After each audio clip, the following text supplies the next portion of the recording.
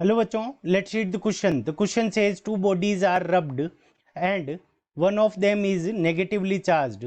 For this body, if mi initial mass and mf is final mass after charging, then option A mi is equals to mf, option B mi is less than mf, mi is greater than mf and mi plus mf is equals to 2mf. ठीक है बच्चों.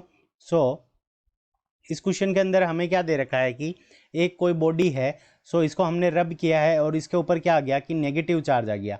सो इसके ऊपर जो charge आ गया वो क्या मान लेते हैं माइनस क्यू, और माइनस क्यू की वैल्यू है. अब हमारा जो चार्ज होता है वो क्वांटिनाइज होता है.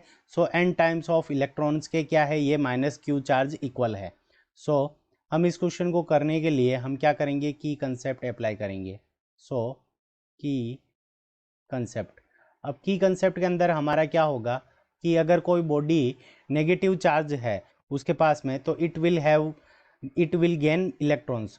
सो यहाँ पे हमारा जो की कंसेप्ट क्या हो जाएगा वो क्या हो जाएगा, if a body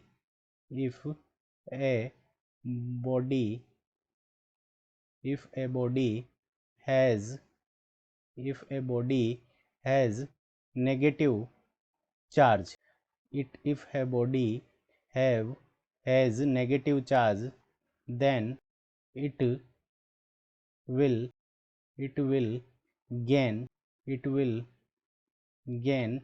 some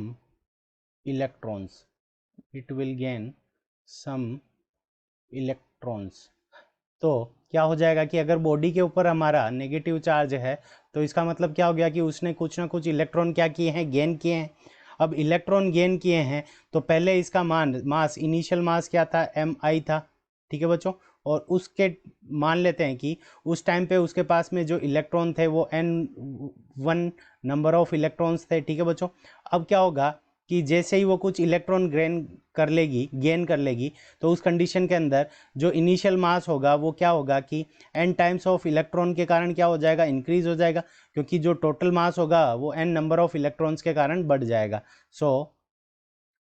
so final मास. अब हमारा इसके अंदर वैसे मास के लिए हम क्या करते हैं, इलेक्ट्रॉन को कंसीडर नहीं करते, बट इसके लिए क्या हो जाएगा कि हम जैसे ही फाइनल मास लेंगे तो फाइनल मास वो हमारा क्या हो जाएगा कि प्रोटॉन और न्यूट्रॉन तो हमारे क्या हैं कि सेम रहेंगे, इलेक्ट्रॉन बढ़ जाएंगे. तो उस कंडीशन के अंदर जो फाइनल मास होगा वो initial mass plus mass of an electron से क्या हो जाएगा, बढ़ जाएगा. ठीक है बच्चों. तो n नंबर ऑफ इलेक्ट्रॉन है तो जो फाइनल मास होगा वो क्या हो जाएगा, मास ऑफ इनिशियल मास, जो पहले इनिशियल मास जिसका इतना था उसके साथ में n नंबर ऑफ इलेक्ट्रॉन्स का मास क्या कर जाएगा, बढ़ जाएगा. तो इस कंडीशन के अंदर जो फाइनल मास होगा वो क्या होगा कि इनिशियल मास से हायर होगा. सो ऑप्शन बी हमारा क्या हो जाएगा, करेक्ट हो जाएगा. initial mass is less than final mass. So option B is the correct answer of this question. I hope you understood it well. Best of luck. Thank you.